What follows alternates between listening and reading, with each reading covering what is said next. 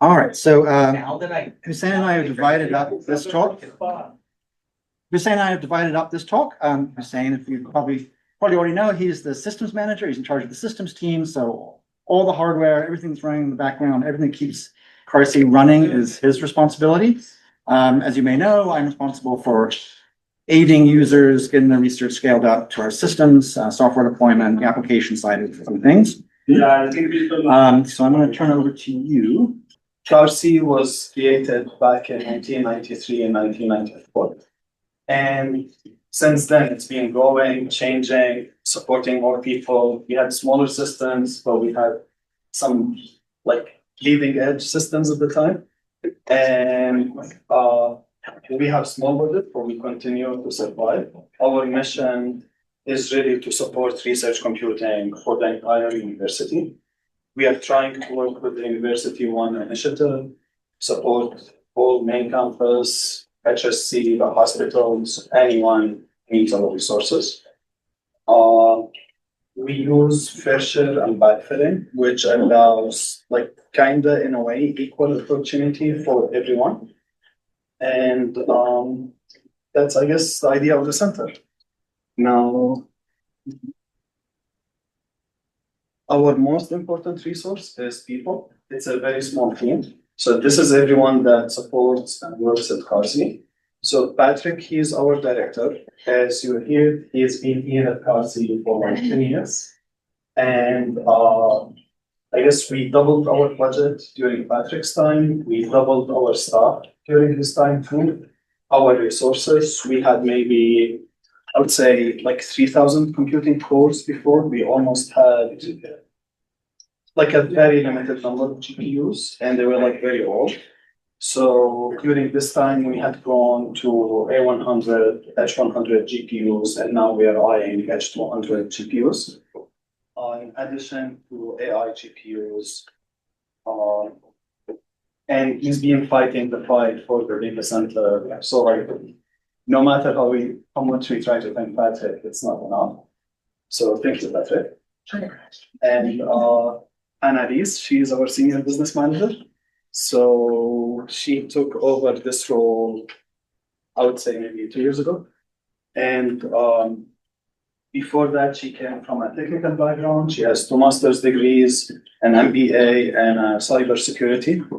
And she brings a lot of experience to our center. Like right off the bat, when she started her job, she did the RFP for easily, which in total it was about $2 million purchase that we executed and closed last year.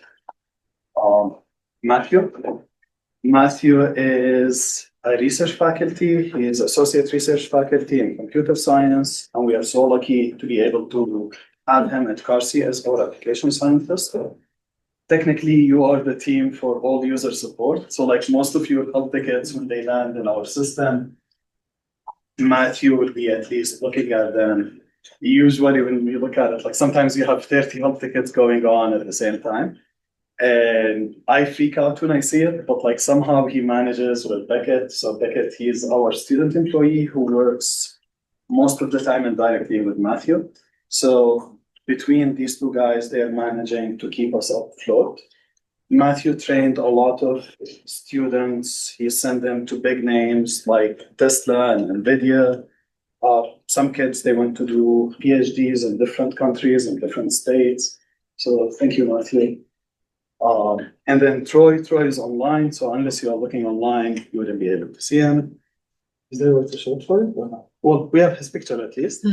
So Troy is our senior HPC engineer. I mean, it feels like yesterday when we started, it was like back 2018, 19. He was a fresh grad from New Mexico State. And then within 6 months, it was surprising how much change he brought to the center. So previously, before Troy's time, we used to use our own in-house developed tools. But he's the reason, of course, with Patrick's push and forcing me to do it in a way too, that we are using Slurm, Werewolf, which is kind of the standard of today's HPC systems.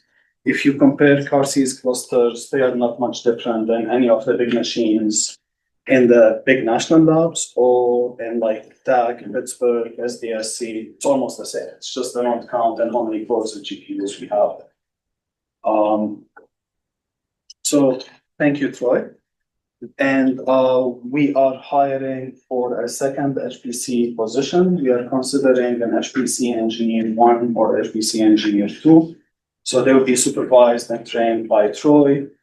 So hopefully very soon we will have that posting coming online. Now, expectations, like it's so hard to hire. For some reason, when you look at the market, you will see a lot of application, like developers, programmers applying for jobs for sysadmins. The Linux experience is very rare. Now, Matthew and Patrick, through a Department of Ed grant, they created a class and Matthew taught it for 3 or 4 times, right? Yeah. Okay. I think 4 times. So in that class graduated over 70 students who were all experienced on basically being HPC sysadmins. Their final project was to build the baby HPC cluster. And the top of the class, they would be taken to compete at the International Supercomputing Conference. And Matthew's team, like, I mean, he spent so many hours overseeing these guys and girls. And like, your team placed once, like, 9th among the entire world. Like, so they kicked big universities, and the next year 7th, and 2nd among the US teams. So yeah, it's surprising how UNM can pull these things, but it's because of people like Matthew. And then we have JJ. So JJ is your hand. So JJ, he is our senior engineer who oversees research computing facilitation for the College of Arts and Sciences. And during JJ's time, the team actually kind of shrinked and then expanded again. So we are lucky to have a full team at your side now. And he has a master's in engineering. He worked for big name companies before in enterprise and industry and moved to the architecture design side. And then we got lucky that somehow he was on a tour as a musician in the US. And we ended up recruiting him and keeping him here. So thank you, JJ. Now, Sumaya just joined our team. Where's Sumaya? So she's there. So she just joined our team back in end of February, I would say, right? March. And she worked for us for 2.5 years as a student employee supporting research computing. And of course, Aryan over there, who's sitting here, he just got hired in her position in January. So Sumaya finished her computer science degree from UNM, worked for CARSI for almost 3 years, and now she is back, which is great because she knows the environment. We did not have to train her, like she's already taking care of a bunch of servers at the college. Also during JJ's time, we expanded our support for arts and sciences from 4 departments to 5. And we are preparing to start supporting the chemistry department next. So we are putting the plans to take over that during the summer. So we currently support math and stats, and we support earth and planetary, we support physics, and we also support interdisciplinary and PIES. And then back in September, JJ, right? You took over biology, so we started supporting biology too. And the idea is not everything or every task needs a supercomputer. So we understand that some faculty or researchers or students, they need to have Linux machines in their labs. So we are like, okay, the VPR through Patrick, they made a deal with the Arts and Sciences Dean and ADR. And the deal was we would hire an IT line for research computing support, and the college would match that line. And this way we are collaborating to support that research computing. I mean, the model had proven successful since 2022. And we would like to continue this. And then we have Jose. He might be online. He's the guy. Yes, here's Jose. So he's the guy who's keeping all of our data center. Like, when it snows here and everyone is warm at their place, most likely Jose is at the data center taking care of systems that had crashed or frozen. And we really value Jose. He's been with us since 2015. Mariah, she's the one who organized all of this today. So thank you, Mariah. She's sitting over there. And she handles all media and publicity for Carsi, and she works closely with Anneliese. And then we have Aryan. He's our newest addition. So he supports the arts and sciences research facilitation team. And then Beckett, he works directly with Matthew. And all of our stuff, as you see, it's a very small team. Everyone is specialized in something. So we cross-train all the time. So if someone is traveling or is out for any reason, we can cover each other. I already touched on this, so I'm going to hand it to Matthew. Thanks, Hussein. So our main mission, of course, is to support research across campus, North Campus as well, and many collaborators with UNNPIs around the world. And that's reflected in various metrics. It's very hard for us to keep track of our impacts. We really appreciate the PIs in the room when you add your grants and your publications. I'm also a PI. When I see it roll around on my email, I've grown. I know it's a pain to find those DOIs and add them in there, but it's how we justify our existence and our funding. So it's really important.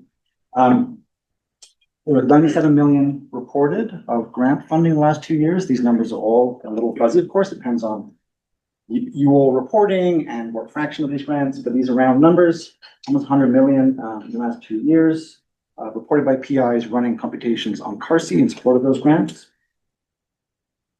Our PIs publish in world-class journals, so our PIs regularly publish in Nature and Science and other places. Many of you know Hua Guo, who's probably our biggest user. He's had tens of thousands of CPU years run over the last 20 years at Carsi.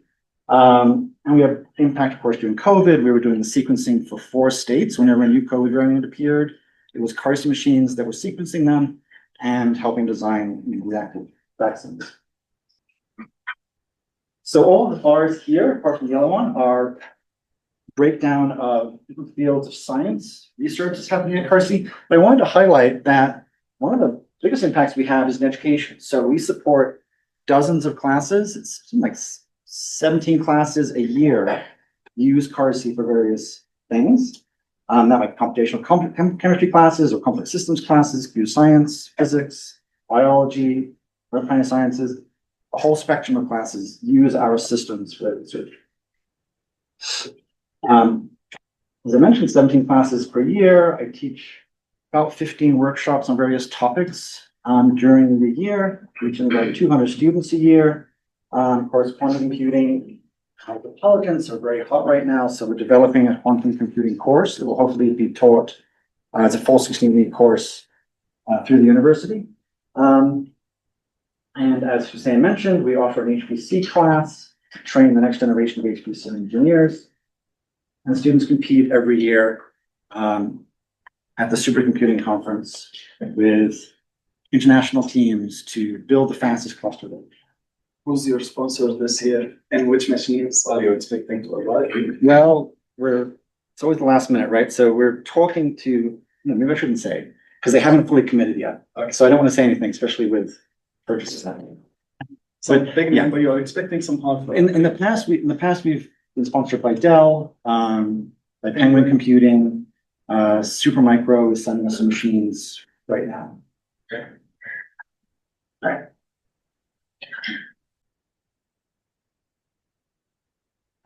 Collaboration. So with collaborations, this is where we are trying to expand and add more value to our PIs and also back our mission as a research computing center. We try to work with PIs from early stages as they write their grants. So this way we understand exactly what they need. And we can design it based on that need as Patrick discussed, like the prices had tripled, between doubled and tripled based on which system you are buying. So sometimes, like we are currently working on an NSF MRI grant with like 1.2 million hardware expected.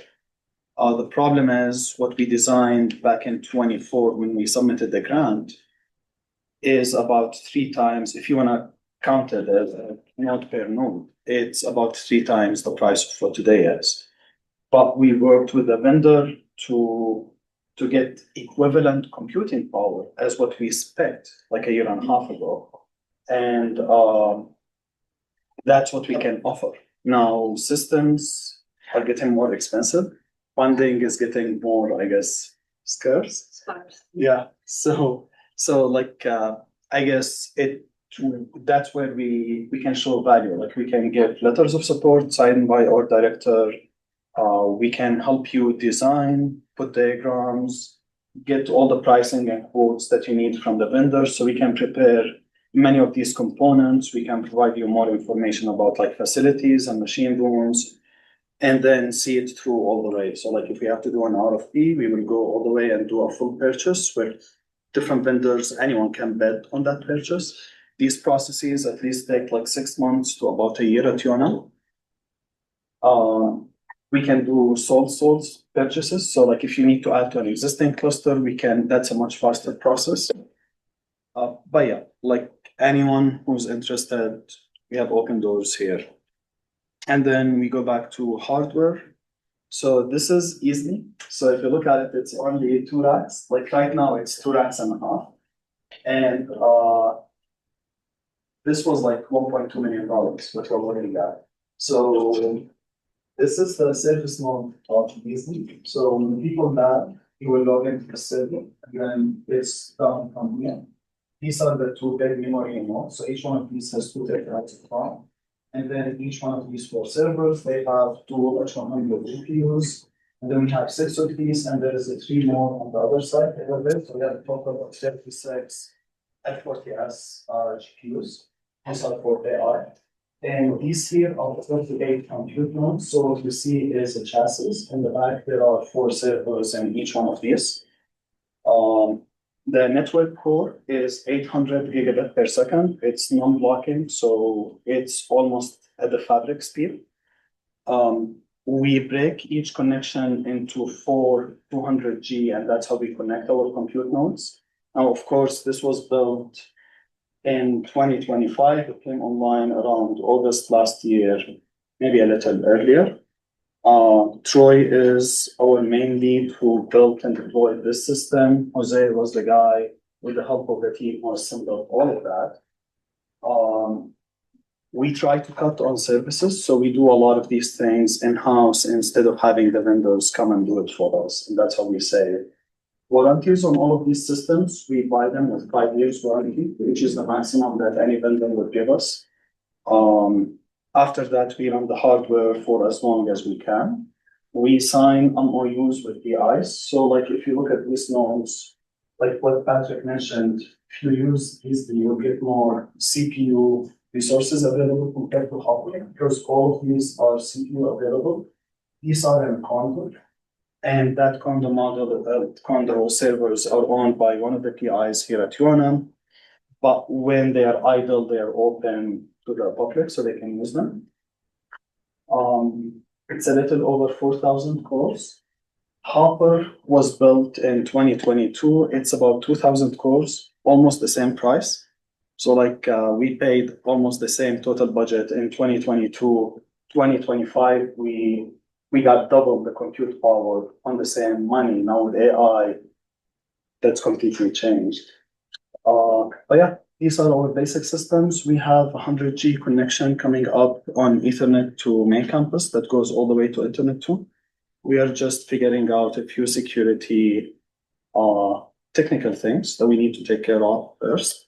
And then we are also, Jeff Gasaway, he's the director of security here at UNM, and he's helping us meet compliance. So both CMMC level 2 and NEST 171. And that's my stuff. Alrighty. So my name is Anneliese. I am CARSI's Senior Business Manager, and I just wanted to take you through a really quick overview of what our CARSI funding looks like for the next fiscal year. So for OVPR support, we have about 900K, technically 899, but I thought I'd round up, in main campus indirect cost funding in the fiscal year for 2027, and about 88K in F&A returns directly to the center. These are almost all used to fund staff time and support hardware warranties and things that we couldn't live without, such as hardware replacements, and just basic operating costs, things like clean potable water because our building doesn't have it, things of that nature. So we work on kind of a very bare bones budget, but we make it work, and I think we make it work pretty well. Now, in terms of the federal funding landscape, there have been a lot of changes in that landscape due to lesser availability of grants, especially certain types of grants, fewer opportunities, and just general kind of grant discontinuations that have happened over the past year. A lot of these disruptions have been slowing down a bit, which has been really helpful for us. We've seen some grants reinstated, so that's been good. But overall, we need to remain a little bit cautious and aware of the ways in which these changing landscapes can affect us and our funding. And so we actually had a 5% budget cut last year in FY26, and our fear was that we would get another 5% cut this year. Luckily, we were able to avoid that for now. Our budget has remained stable, but not growing. And so, in a lot of ways, that has been good. That was a huge relief for me come budget season, which just passed about 2 or 3 weeks ago. But it does mean that when we're looking towards the future, we'll have to look at ways to sustainably fund CARSI without relying entirely on the OVPR F&A money. And so that kind of brings us to our cost model. I believe this was discussed briefly at the last CAM, but we have a full developed and working cost model that we deployed. I want to say in December we had our first customer. And so this is hoping to bridge the gap between what federal funding we might lose, or that we might kind of struggle to obtain, and what kind of funding the center needs to continue to persist and to grow in the future. So the primary purpose of the cost model is to allow external users, nonprofits and commercial users, and HSC users to use CARSI systems for a fee that is basically at cost. That is, accounting for non-federal hardware depreciation. It's accounting for staff time to maintain the systems, and, for any warranties or services that are needed to keep the systems up and running. And so previously we had HSC researchers on our machines, but they weren't paying, and the HSC sort of administrative was not paying for that either, which is why we moved to a direct charge model. And so, if anybody has any questions about using this model, you're more than welcome to reach out to me. And I was just going to show a really quick preview as well of where you can find it on our website, and what that cost model might look like. We also offer additional services such as staff support for special projects, things like, for example, the MRI grant that Susie will be bringing to our center. We need a lot of staff effort to get that machine stood up, ready to go, integrated with the current system infrastructure. And so the grant will pay a portion of our staff time, and that's something that can be easily added into grant proposals and things of that nature. So if you're looking to collaborate with us or buy some staff time, that's another option. And so if you go to the research, Or buy dedicated hardware for yourself. yes, of course. Or you can buy dedicated hardware as a main campus user. Right now, we're doing that on a market price basis, but we can provide our most recent quotes. Given how quickly the landscape is changing, I think they only guarantee quotes for something like 14 days now. It's almost impossible to get exact idea of what you'll be looking at, but we can at least give you an estimate, a guess, and something to work off of and help you with the procurement there. So if you wanted to buy into our clusters or add condo hardware, we're happy to support that as well. And so if you go to CARSI's website, you'll see that we have a premium research computing service page. It's under the research drop-down menu up there. And it provides a little bit of information on some of the things we provide. And then for all UNM and external customers, we also have a cost model calculator worksheet. This is something you can use to just estimate what your pricing is going to be based off of our current rates. And, you know, if you've looked at it, it looks good, you have an idea of what you want, then we welcome you to reach out and we can get you all situated on the cluster. Does that sound about right to you? Yeah, it does. Yes. Awesome. Yeah, and then Matthew helps me a lot with the MOUs and the onboarding as well, so you'll probably work with him if you work with me. But again, if you guys have any questions, you're more than welcome to approach me or email me. My email is anw0412@unm.edu. Or again, I'm just Anneliese Ward, and so I should pop up in the system.